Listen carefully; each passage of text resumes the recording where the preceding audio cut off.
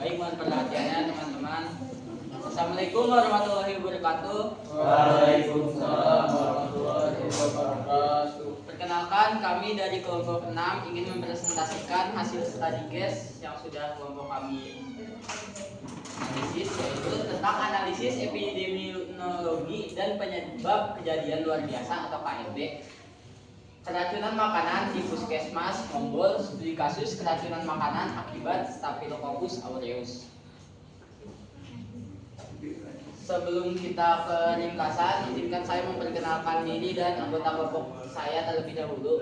Saya Tanwirul Hakiki selaku moderator dengan akhiran NPM 015 dan Zahra Pudoto ID dengan akhiran NPM 009, Khairunisa Clara dengan akhiran NPM 019 dan Naila Maidina dengan akhiran NPM 028. Telah terjadi kejadian luar biasa atau KLB keracunan makanan di Puskesmas Mombol, Kabupaten Purworejo pada 12 Juli 2024. Setelah kegiatan lokakarya mini, sebanyak 57 dari 65 peserta mengalami gejala dengan diare dan kram perut sebagai keluhan utama yang muncul pada seluruh kasus. Kasus paling banyak ditemukan pada perempuan sebanyak 93%. Investigasi epidemiologi menunjukkan bahwa sumber penularan berasal dari menu ayam rica-rica dengan attack rate tertinggi yaitu 87,6%. Pemeriksaan laboratorium memastikan bahwa makanan tersebut terkontaminasi bakteri Staphylococcus aureus. Faktor penyebab utama keracunan adalah penyimpanan makanan terlalu lama dari proses pengolahan pada Kamis sore hingga penyajiannya pada Jumat siang, sehingga memungkinkan pertumbuhan bakteri dan produksi toksin yang terjadi pada makanan tersebut. Di sini saya akan menjelaskan penyebab utamanya dari yang kasus ini. Yang pertama itu kasus ini terjadi setelah mengonsumsi ayam rica-rica yang menjadi sumber makanan penyebab terjadinya keracunan. Nah, pada makanan ayam rica-rica ini itu ditemukan bakteri Staphylococcus aureus. Itu sebagai reagen utama yang menyebabkan timbulnya gejala keracunan di lokokarya. Nah, bakteri ini juga dapat menghasilkan enterotoksin, yaitu racun yang tetap bertahan meskipun di lingkungan yang panas atau dimasak ataupun dimasak ulang. Nah, faktor penyebab itu adalah penyimpanan makanan yang tidak aman, seperti makanan dibiarkan pada suhu ruang yang terlalu lama, terus penyimpanan makanan yang tidak ditutup rapat, terus sama penanganan makanan yang tidak higienis, seperti yang membuat makanannya itu tidak memakai hairnet, terus masker, sarung tangan dan yang tidak higienis. Nah, selanjutnya di sini saya juga akan menjelaskan timeline dari kasus ini. Nah, yang pertama itu pada tanggal 11 Juli pukul 6 sore itu ayam dimasak disimpan semalaman. Nah, itu dibiarkan semalaman dan di sini tuh menjadi awal masuknya bakteri pada makanan ayam rica-rica pada suhu disimpan pada suhu zona bahaya di suhu ruang sekitar 5-60 derajat Celcius. Nah, itu membuat si bakteri Staphylococcus aureus itu berkembang biak. Lalu pada tanggal 12 Juli jam 5 sampai jam 9 pagi itu pemanasan ulang dan pengemasan nasi kotak. Nah, itu ayam dipanaskan ulang. Pemanasan ulang itu tidak membuat si Staphylococcus aureus itu mati dan juga tidak menghilangkan si toksin yang dihasilkan oleh Staphylococcus aureusnya.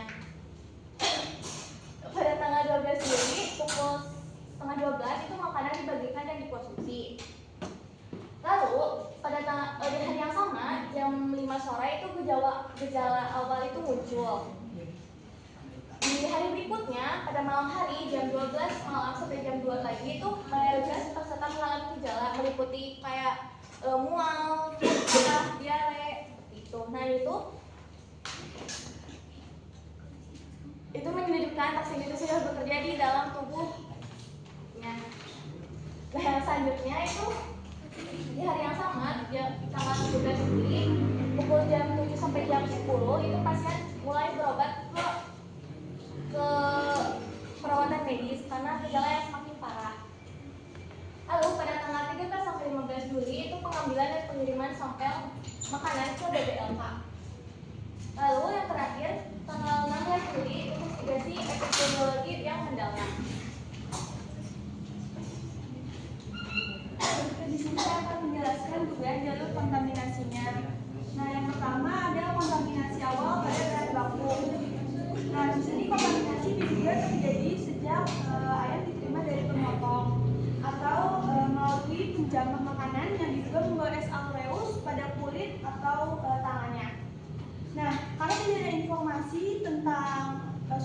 penyimpanan dan higienitas awal, kemungkinan bakteri sudah ada pada daging ayam bahkan pada saat sebelum diolah. Yang kedua, ada proses pengolahan yang kurang higienis. Nah, selama pengolahan, ayam berpotensi terpapar bakteri dari penjamah jika kebersihan tangan dan alatnya tidak optimal. S. aureus sendiri sangat umum berada pada manusia, sehingga kontak langsung saat mencuci, mengolah, dan memasak dapat menjadi sumber kontaminasi silang. Yang ketiga, ada penyimpanan yang terlalu lama dan suhu yang tidak aman. Nah, ayam setelah selesai dimasak, kemudian didiamkan selama semalaman pada suhu ruang, sehingga kondisi ini memungkinkan pertumbuhan S. aureus dan produksi enterotoksin. Nah, enterotoksin sendiri ini toksin yang tidak rusak oleh panas. Nah, jadi dia tetap ada meskipun kebesokannya ayamnya dipanaskan kembali. Habis itu ada juga karena pengemasan dan distribusi yang lama. Nah, setelah dipanaskan, ayam dikemas pada pukul 7-9. Namun baru didistribusikan pukul 11.20, berarti lebih dari 2 jam di suhu ruang. Penyimpanan pada suhu ruang selama proses pengemasan dan distribusi membuat bakteri dan toksinnya tetap stabil, sehingga risiko keracunan menjadi meningkat. Terus juga konsumsi oleh penerima. Peserta makan pada waktu yang berbeda-beda, bahkan sampai ada yang juga sampai malam hari.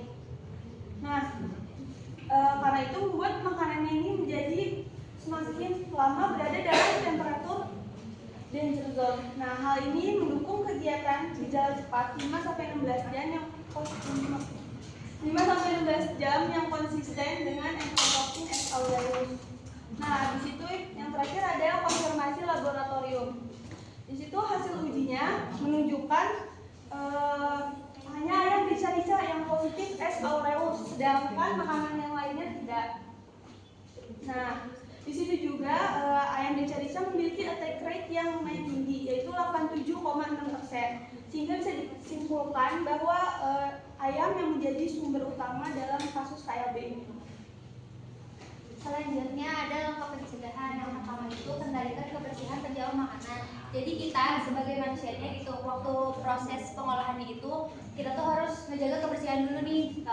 Pas pengolahan misalnya nggak pakai sarung tangan, itu kita harus cuci tangan dulu pakai sabun sampai bersih. Terus kalau misalkan lebih baik pakai sarung tangan juga yang sekali pakai, jangan berulang-ulang dipakai. Misalkan habis ngolah ini sarung tangannya nggak ganti gitu buat ngolah yang lainnya.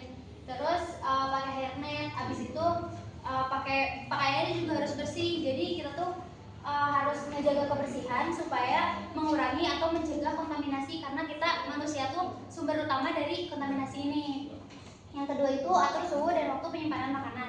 Jadi makanan tuh sebaiknya dimakan langsung setelah proses pengolahan ya. Jadi tapi kalau misalkan emang mau dimakan nanti itu tuh bisa disimpan di suhu yang panas itu lebih dari 60 derajat Celcius. Kalau misalnya mau di suhu yang dingin itu harus kurang dari 4 derajat Celcius. Jadi kalau misalnya udah dingin ini, kalau misal mau diangetin lagi, itu diangetinnya harus di suhu lebih dari 75 derajat Celcius.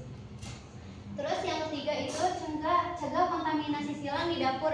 Jadi peralatannya juga harus diperhatikan, kayak peralatan untuk makanan yang bahan mentah sama makanan yang udah masak itu harus dipisah, harus berbeda. Terus sebelum pengolahan atau setelah pengolahannya juga itu kita harus bersihin peralatan sama meja tempat bikinnya. Terus penyimpanan buat penyimpanan kayak di kulkas gitu. Buat makanan yang mentah, bahan makan mentah sama makanan yang udah matang tuh harus dipisahin supaya enggak terjadi kontaminasi silang dari bahan mentah tuh ke makanan yang udah jadi. Sebelum kita lanjut kesimpulan, ada yang ingin ditanyakan? Sebelum kita lanjut ke kesimpulan, ada yang ingin ditanyakan? Ya, Denny. Oke,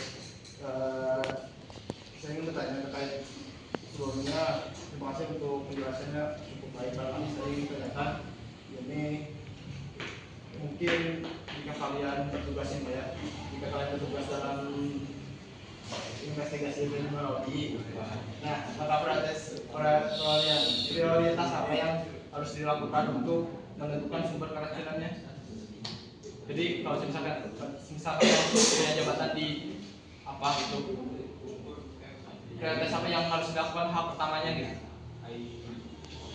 Ngerti gak? Hal pertama Ya, jika kalian bertugas dalam investigasi epidemiologi, langkah apa atau prioritas apa yang harus dilakukan untuk menentukan sumber keracunannya? Oke. Kita tampung dulu sebelum didiskusikan. Menjawab pertanyaan ini, kalau epidemiologi untuk menentukan sumber keracunan makanan itu, langkah utamanya itu pertama bisa melakukan investigasi dulu cepat melalui pengumpulan data kasus kayak siapa, terus apa yang dimakan, sama kapan gejalanya muncul. Terus habis itu penelusuran riwayat konsumsi makanan dan paparan lingkungannya, serta wawancara mendalam terhadap kasus dan kota. Nah, di situ selanjutnya dilakukan peninjauan langsung ke lokasi kejadian atau penyajian pengolahan makanan tersebut. Nah, di situ diperiksa juga nih sanitasinya, terus pengambilan sampel makanan, air, serta peralatan-peralatannya juga untuk diuji laboratorium. Nah, data epidemiologis di lab, terus pola gejala kemudian dianalisis secara terpadu untuk mengidentifikasi makanan atau agen penyebab yang paling mungkin, sehingga sumber keracunan dapat ditentukan dan tindakan pengendalian segera dilakukan. Ya, ini cukup apa yang cukup? Ya, terima kasih. Yang terakhir ada kesimpulan. KLB keracunan makanan di Kabupaten Mombol pada 12 Juli 2024 disebabkan oleh ayam rica-rica yang terkontaminasi bakteri Staphylococcus aureus. Pola penularan adalah common source dengan masa inkubasi cepat 5 sampai 16 jam. Kontaminasi terjadi karena penyimpanan makanan yang terlalu lama pada suhu ruang memungkinkan bakteri tumbuh dan menghasilkan toksin yang tahan panas. Pencegahan kejadian serupa memerlukan peningkatan pengelolaan suhu, kebersihan penanganan makanan, dan pengendalian penyimpanan. Ya, cukup sekian dari kelompok kami. Kurang dan lebihnya mohon dimaafkan. Akhirul kalam. Wassalamualaikum warahmatullahi wabarakatuh.